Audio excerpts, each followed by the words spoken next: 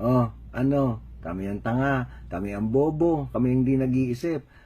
Kaninong ideya ba yung maglabas kayo ng commercial na ganyan, na puro mga bata magsasalita? Sino maniniwala ni mga bata ganun mag-iisip? Nagtatanong talaga sila ng ganun. Ang bakbakan nga ngayon kung sino yung pinakatotoo. O sino maniniwala doon? O ngayon, sino katawa-tawa? Diba? Kung ano mga dinadabing sa commercial ninyo. Sino nagmukhang tanga? Ayoko na lang sabihin ha. Ay, kayo na sumagot. Sino nagmukhang tanga?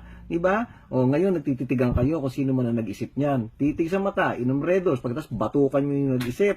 Ganon. Tapos isip kayo uli na wag na manira. Hindi na nga kakabit. Ano na, too late na yan nasiraan nyo pa. 'Di ba? Too late. Hindi nakakabit yan. Ang gawin nyo na lang, May 7, pumunta kayo sa Luneta. Tapos, kausapin nyo si Digong. Sabihin nyo, pagbigay nyo na yung kandidato namin. Tagal na nakapila nun. Ikaw naman, kadarating mo pa lang naman. Sasakit pa ulo mo. Alisin mo pa yung criminality, 3 to 6 months. O mahirap yun. O yung, ano pa ba yung isa? Durugin mo pa, alisin mo pa yung Congress. Mahirap pa, sakit pa ulo mo. Bigay mo na rito. Total naman talaga, ang laki na rin na gastos. Diba? Ang dami na nagastos.